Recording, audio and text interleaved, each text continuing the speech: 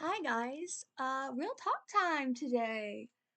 Um, excuse my voice. I am recovering from influenza. At least I'm assuming it was influenza. I'm gonna be honest, I never actually went to the doctor to get tested, but everyone around me that had been sick like this had influenza. The thing is, I'm sick so much that I get so tired of going to the doctor.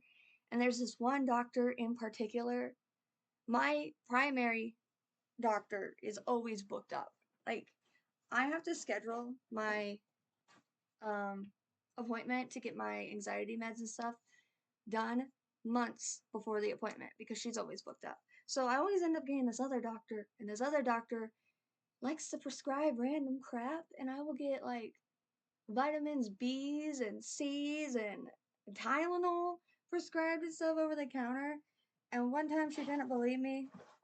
I had a very high fever, and it turned out I had COVID, but she didn't believe me that I had it, and basically accused me of leaving a tampon in. And I was like, yo, I didn't leave one in, I swear. And she's like, you 100% did.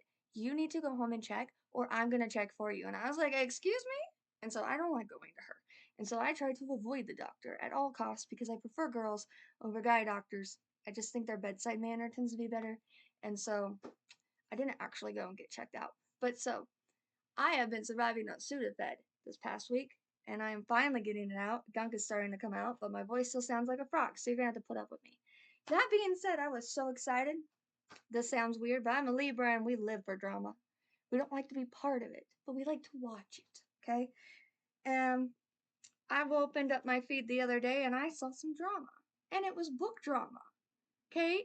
It was, um, it makes me happy because my feed has been mostly political drama for a very long time.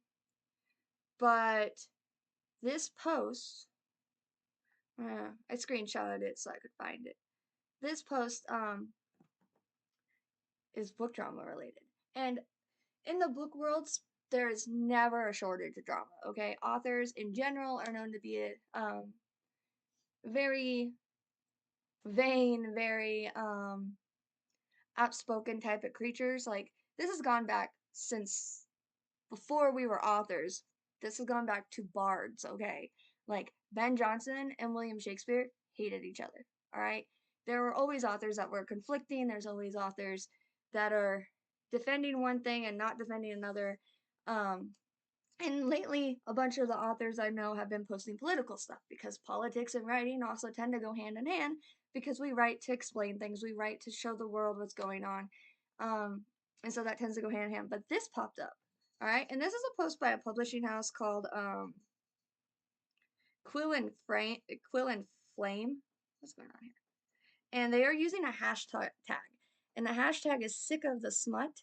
On first glance of this, I've seen it pop up a couple times.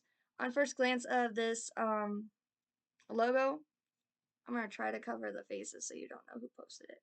First glance of that logo, I thought, yo, that's very similar to the Nazarene Church logo. So at first I thought this was like a Christian publishing house. I don't think it is a Christian publishing house. I just think it's a closed door publishing house, okay?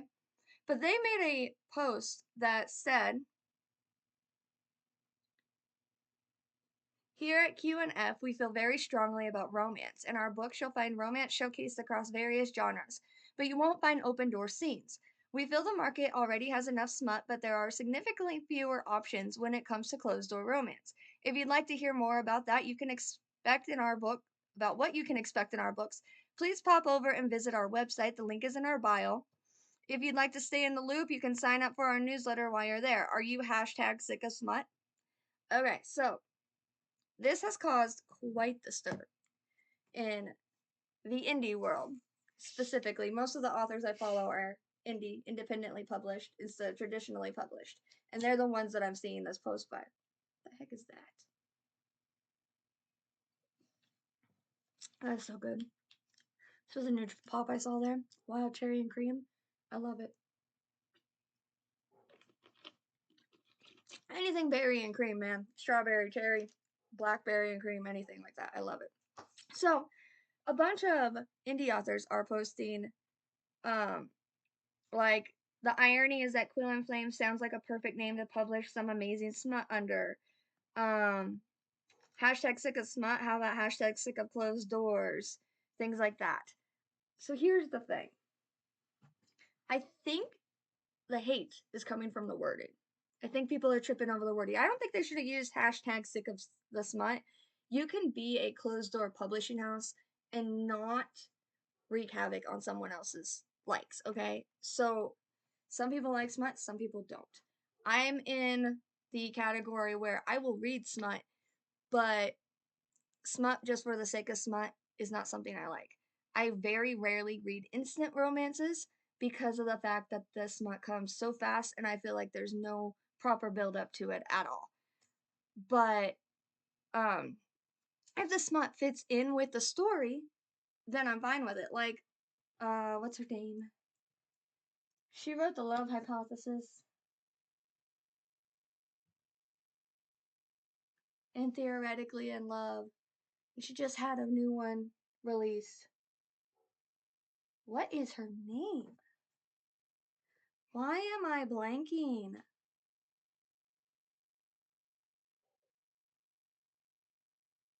Ali Hazelwood. Ali Hazelwood, she has smut in her books. They are very long smut scenes. They are very descriptive smut scenes. I read them. I feel like they fit in the book nicely. I feel like they help with the character development and that they're not there just as a filler. I have read books where it feels like the smut is there just as a filler. And like I had read one over December that I don't think I reviewed on here because of the fact that I didn't want to get hate for this. However, hate brings comments and comments mean interaction, so maybe I should. Someone did tell me the other day that if I was meaner to people, I'd have more interaction, but that's not me. I tend to be more nice, okay? I want to treat others as they treat me. I want to treat others as I want them to treat me, that kind of thing. And so I had read a book, and I'm not going to tell you what it was. It was a Christmas book. It was about Snowden, and the story could have ended at 50 pages. Like it had a beginning, a middle, and end. It could have ended there. But then there was like 20 extra pages of useless smut. Okay? That smut did not impact the story at all. It just felt like it was filler. I read another thing the other day and it said fan fiction authors be like, I wrote 100,000 words today, but then can't write a 500-word essay. And someone commented and goes, well, I can't extend an essay on history with a BJ scene. And so I do know there are authors out there that do that, who use it as a filling thing, as a thing to do it. But it is part of human nature. It is part of the human experience. And if it's used correctly in the story, then it has a place. All right. So, I myself write closed door romances. I am working on one that is not a closed door romance. I used to not write closed door. All my fan fiction was open door, but I stopped when I started publishing. I started just publishing closed door, and this one for the Exiled Queen anthology is going to be spicy because it is a spicy book. It's a 3+ pepper book, so it has to have spicy scenes in it. But it's a dark. My story is going to be a dark retelling of Snow White, and so because of what I'm doing with Snow White, it makes sense in the story, and the smut is going to feel natural. All right, and that's what my hope is anyway. It's going to feel natural. If I'm writing a scene and it feels unnatural, I change it. There was supposed to be smut in Fall of Fire. All right, it was supposed to be a adult book, but it didn't happen because as I was writing the scene that I was putting it in, it felt forced, and I decided that it just didn't fit with their relationship yet. The characters weren't there yet. And so it wasn't in the book. All right. And so I feel like it has a place. And no smut has a place. Okay. Because there are readers who prefer closed doors and there are readers who prefer open doors. I think the issue with this post is honestly the wording. Because the way they worded it makes it sound like they're anti smut. Okay. Like you can have a publishing house and you can be like, we're only publishing this because we think that there needs to be more clean romance in the world. I know someone who hates the term clean romance because they think that implies the other kind is dirty. I mean, I grew up hearing both of those and knew what they meant. um I guess the more thing would be open and closed doors would be the best way to do it, or G and M. Not even G, probably teen and M. So I honestly think it's just because they wrote it as if they have an agenda to take out the smut, like, permanently. Like, it almost seems like they are anti any smut. Like, if they found out that their authors wrote it, they might not have their authors there. But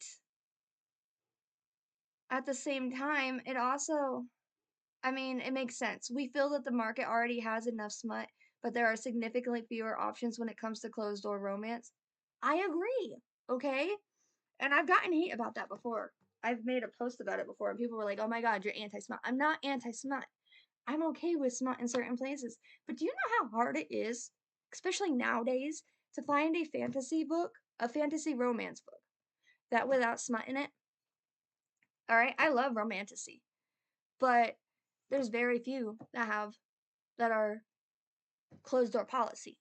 And it's just because of where we're at. And now I know part of it is because the age level I'm reading. I am an adult. I am reading books written for adults. So that's what it is in it. You don't find as much in teen level books, all right? Like you don't find it in Cassandra Clare's series.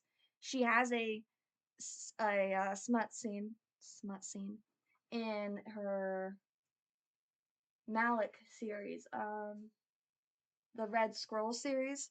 She has one in there. It's their first time, but it doesn't go into detail. All right, it's still kind of closed door.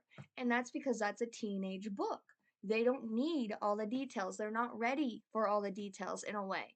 But I also know another teen author, Rue Volley, who wrote a smut scene that took place in a bathroom, and it was in All the Ways You Never Loved Me. I adore that book, by the way. It is so good. I was terrified when I got it because it had a note in it, and at one point in the book, I thought someone was gonna like themselves, and I was like, "Oh my god, what if this is their I'm checking out note?" And it wasn't, thank God. But she gave me a heart attack. But in there, she has a smut scene in a bathtub between two teenagers. Some people have argued that is underage and therefore is wrong. Okay, because they are minors. Others have argued that they are teenagers. We know teenagers do this, and so therefore showcasing it is not wrong. As a unbiased person who read the book and enjoyed the book, but we're going to take that one scene out of the book and just look at this one scene, okay? Um, she did not go into as lengthy detail as you would expect from an adult book. You know what's going on. She goes into enough detail that you know what's happening, but she doesn't use all the explicit language. And so, a teenager who is less exposed to that kind of stuff may not actually get the gist of what's going on. They might actually just think, oh, these two are just sitting in a bathtub together. All right. Or they might think, oh, he's just helping her bathe. Um, Depending on how naive they are and depending on how much they've been exposed to in life. All right. I think she handled it very well in that scene.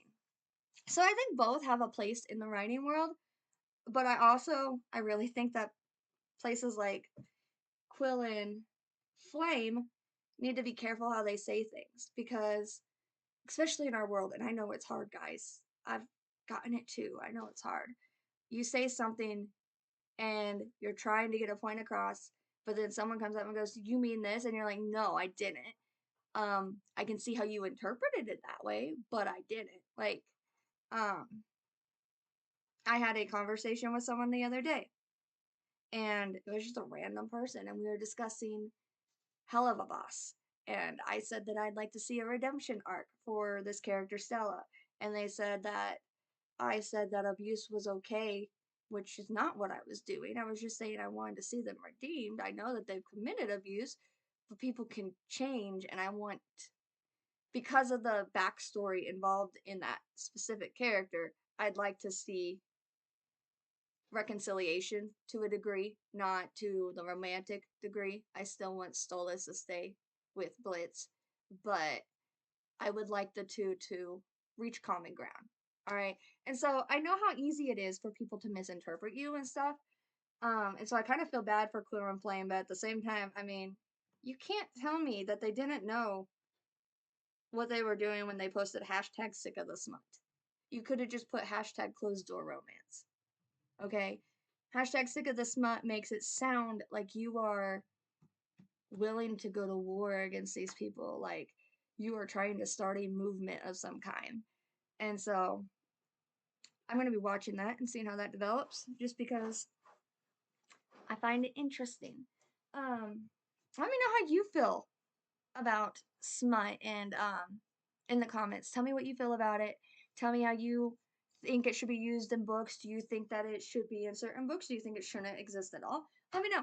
Open floor, open safe space. We're all good here. No hate towards anyone. All right, guys? Keep that clear. And let me know your thoughts because I'd love to interact with you all and chat about it. All right? And yeah, I think that's where we're at today. So, you guys have a great day. Bye.